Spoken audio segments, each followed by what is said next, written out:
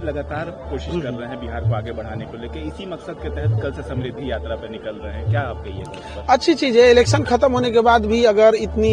तेजी से तैयारी चल रही है तो ये तो अच्छी बात है स्टेट के लिए। अमूमन ऐसा देखा जाता है कि जब इलेक्शन रहता है तो ही लोग तत्पर रहते हैं, बट इलेक्शन अभी सारा ही खत्म हो गया, अभी 3-4 साल तक कोई इलेक्शन नहीं है। तो अगर समृद्धि यात्रा निकाल रहे हैं तो और अच्छी बात है, वहाँ पे लोगों को रूबरू होंगे, जो समस्याएं उससे डायरेक्ट अवगत होंगे। अब बाकी नीतीश कुमार तो बिहार को 20 सालों से चला ही रहे, तो एक एक अधिकारी एक एक क्षेत्र को भली भूति पता है। यहाँ पर थोड़ा सा बिहार के साथ प्रॉब्लम क्या होता है, जो कोई भी मुख्यमंत्री रहेगा, या नीतीश कुमार हो या आगे वाले 10 साल 50 साल बाद जो भी है, उसे एक समस्या ज्यादा फेस करना पड़ेगा कि हमारा टोटल बजट का 18 से 20% ही कैपिटल एक्सपेंडिचर के लिए बचता है, बाकी ज्यादा चीजें रेवेन्यू एक्सपेंडिचर और फिक्स कॉस्ट पे चला जाता है। तो बजट जब छोटा हो जाता है और उस बजट का एक फिक्स हिस्सा है कि आपको ये सैलरी में, ये योजनाओं में चला ही जाएगा, तो इंफ्रास्ट्रक्चर के लिए थोड़ा सा बजट जब कम हो जाता है तो इसके लिए थोड़ा सा सेंट्रल गवर्नमेंट को और अलाइन होकर बेहतर ढंग से थोड़ा बजट देना चाहिए। जैसे सेंट्रल यूनिवर्सिटीज कुछ हो जाए, कुछ सेंट्रल स्कीम के तहत, जैसे एक्सप्रेसवे, जैसे आप देखिए दिल्ली मुंबई हो गया तो राजस्थान से गुजर जाता है, तो ये सब चीजें थोड़ा सा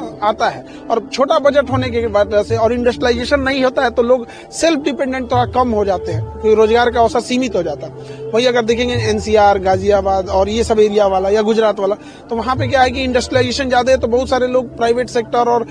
छोटे बड़े हर काम में लगे रहते हैं, तो गवर्नमेंट पे ज्यादा डिपेंडेंसी कम हो जाती है। और यहाँ पे क्या है तो डिपेंडेंसी ज्यादा हो जाती है, इसके उसमें से बजट भी छोटा है तो थोड़ा केओस हो जाता है।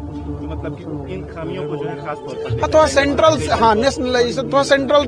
को ये सोचना चाहिए, नीति आयोग को भी सोचना चाहिए यहाँ पे। और दूसरा क्या है, नेचुरल कैलेमिटीज हम लोग के पास ज्यादा है, आधा एरिया बिहार में बाढ़ में डूब गया, उसका सेंट्रल एक योजना बना के नेपाल साइड से इनिशिएट करके नेपाल में बांध बना के इस एरिया में ज्यादा बेटर हो, क्योंकि अब नेपाल से कम करने के लिए तो सेंट्रल के पास पावर है, एज ए स्टेट कोई आप इंटरनेशनल उसमें डिसीजन नहीं ले सकते। Thank you.